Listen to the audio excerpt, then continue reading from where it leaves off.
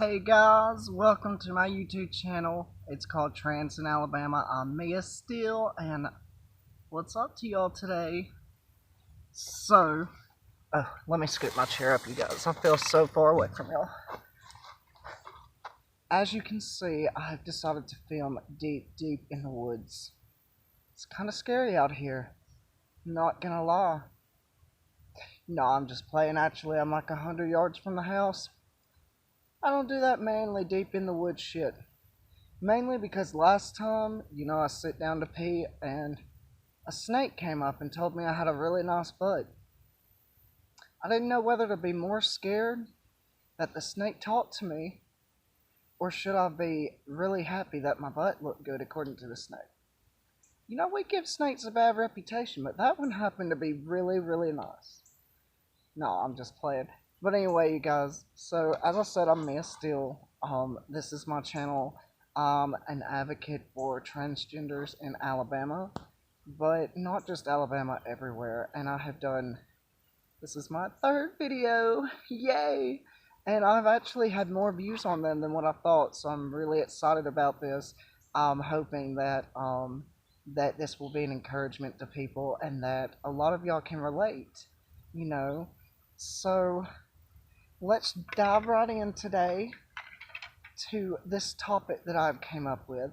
So, we all know those cheesy Sonic commercials, right? With those two, gosh, I don't want to call them idiots because they're really funny and make me laugh, but they're kind of idiots. But there's this one commercial where they're talking about a cheeseburger, and they're in the car, of course, and one of them has a bodybuilder or a encouragement coach or something in the back of the car behind them, and they're eating this huge burger, and the coach is like encouraging him to eat it, like he can do it and all that. And the other guy makes a comment to him, and the one that's getting encouraged is like, "Hey man, don't get in my head. I barely have enough room for me in my head." So that, like, really, I was laughing about it. I really was. And then I got to thinking about this commercial last night, and I was like, wow, that's kind of interesting. That phrase, "don't get into my head, there's barely room for me in there." And I think as not only transgenders, but as an LGBT community, we can totally relate to that phase or that phrase. My bad. My English is not the best. Like, I did grow up in Moulton, Alabama, guys, so just excuse my poor grammar. You know, we them rednecks down here, we ride four wheelers and jack up our trucks. No, I'm just playing. No, that's how they really do down here for real. But anyway, back to the topic. So, I was sitting there thinking about that, and in this halfway house that I'm at, I'm required to go to church every Sunday, and we do Bible studies and all this. And I was really close minded when I was going to church or started going because church is not a big thing for me. Like, it doesn't excite me at all. I have a bad view on church and religion because it's been crammed down my throat all my life. So, like, I've had to really work on that because I don't want people to judge me, so I try not to judge them. And when I heard that phrase last night, I was thinking about it and I was like, wow, that makes a lot of sense. Like, I think that we can go out into the world as we are, and we can keep that phrase in the back of our minds because people are going to hate and people are going to judge. It's just the way it's going to be. So, you know, like this morning when I went to church, I kept telling myself that phrase in my head: don't let them get in my head. There's barely enough room for you in there. And the first part of that phrase is really important to me because I have a big issue with letting judgmental people get in my head, and like they kind of make me feel some kind of way, like not a good some kind of way, like a some kind of way, like, oh my gosh, please don't let me go to prison for committing murder. So, um, I think about that first part of that phrase, and it's hard to not let people get into your head sometimes. It really is. And it's like in our transitioning stage, we are very vulnerable and we are very susceptible to things people say, and things hurt us. Like a lot of times, a lot of us may act all tough and strong, and I would totally like raise my arm and show you my muscle, but there's not really much of a muscle there, you guys. So I'm not gonna do that and embarrass myself.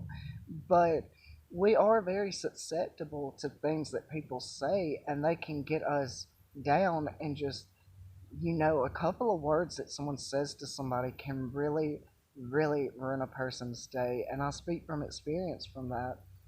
And as I'm going through not only recovery, but through life as figuring out who Mia is and who I want her to be, and learning how to say goodbye to CJ, you know, I'm having to also really focus on not letting people get inside my head, because I allow people to get in my head all the time, and it really just it gets me in these stages of depression because I go in and out of depression, and it's because I really seek people's approval and I want their approval so bad that what everybody says matters to me and what everybody thinks matters, and that shouldn't be the case because how why would we let somebody else's opinion rule our world, you know like they don't let our opinions rule their world, so we shouldn't let their opinions rule ours.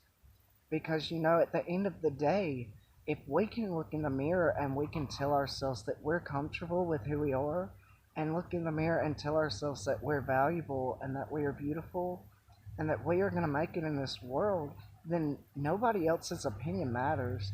I don't care if they think their opinion is politically correct, if they think they're entitled to their opinion. Like, bitch, you may be entitled to your opinion, but that doesn't mean I have to value it or I have to lower or raise my standards to try and reach your opinion.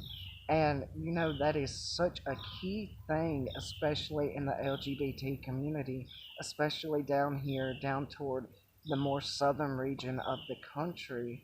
Well, southeast, maybe. Yes, southeast is probably the phrase. I'm not geographically correct, I'm sure, but um, down here we still live in what is, in a sense, still called the Bible Belt. And I'm not bad mouthing Christians at all. I know some Christian people that are really good people, and they absolutely are not as they're not like these judgmental Christians, shall we say.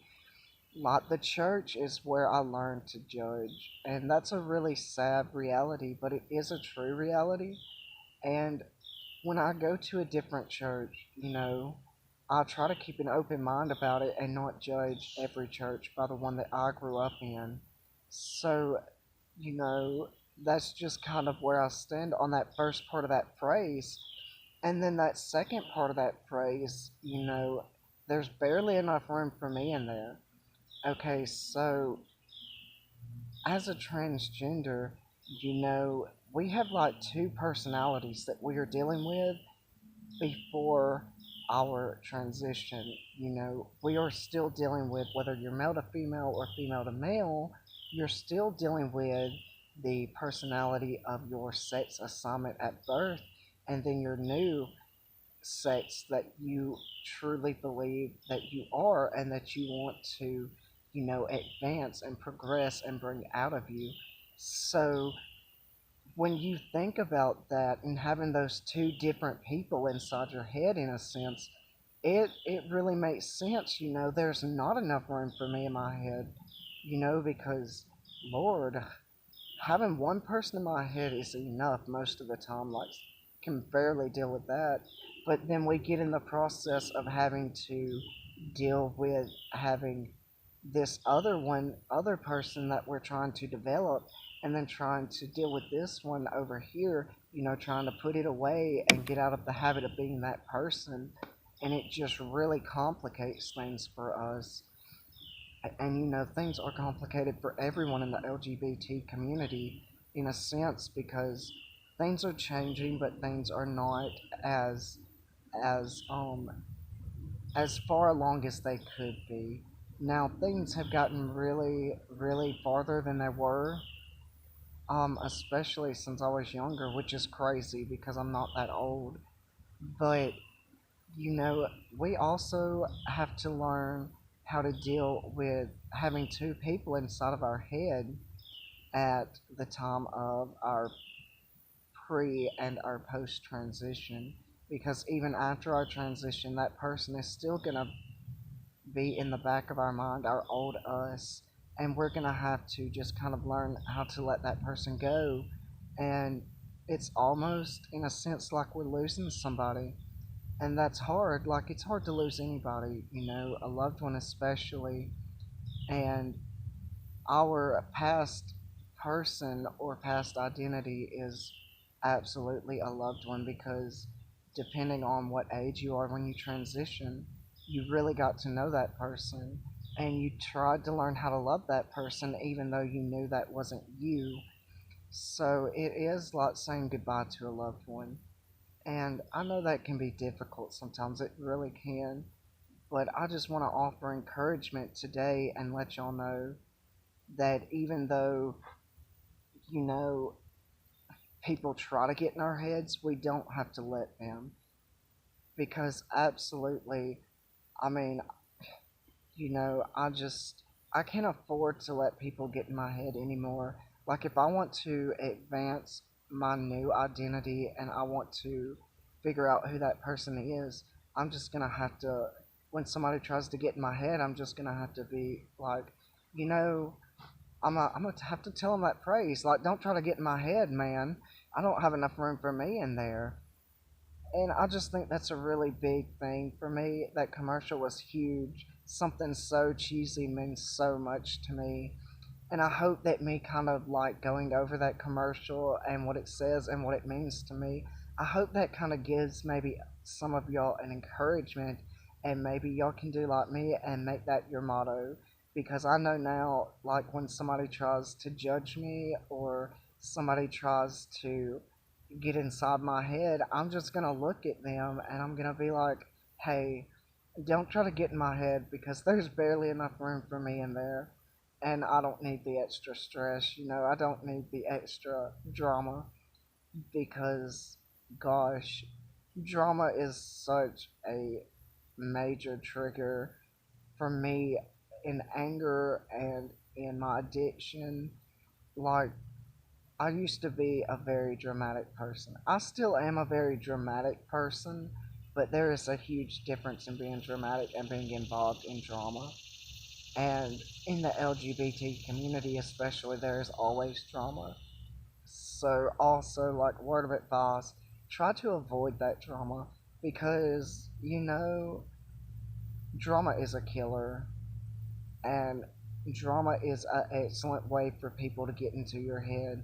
Like, I don't care if someone's gossiping about you. Like, if you know it's not true, you know, just forget it and just ignore it because who cares what they think? You know, let's work on ourselves and let's work on uh learning who we are and figuring out who we are and being happy about it, smiling about it, you know, like I want y'all to smile every day, you know, and I hope I bring a smile to y'all every day, or that's what I'm gonna try to do. I'll probably do that by trying to tell some silly jokes, you know.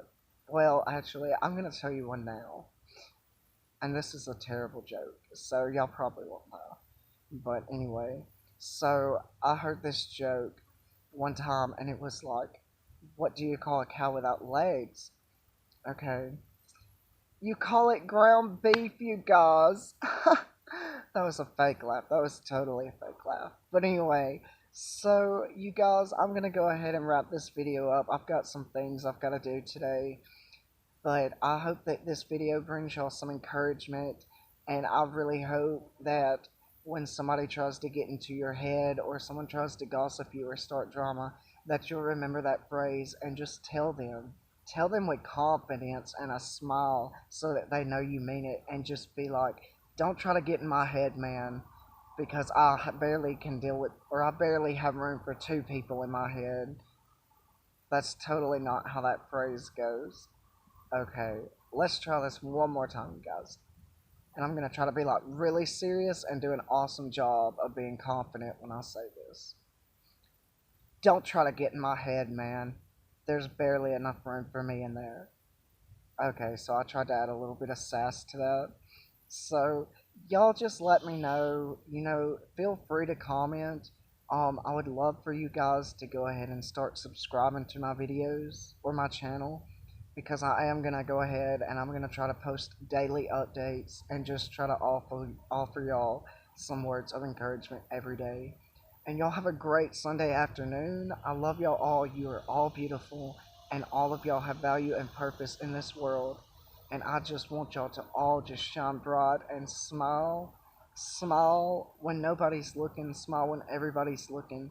Just show a sense of confidence about you, because our LGBT community is of utter importance, and it is just really important for us to embrace who we are and show the world that we are people and we have feelings and that we are the same as them. So you guys have a great afternoon. I'm actually gonna go try and lay out and tan a little bit.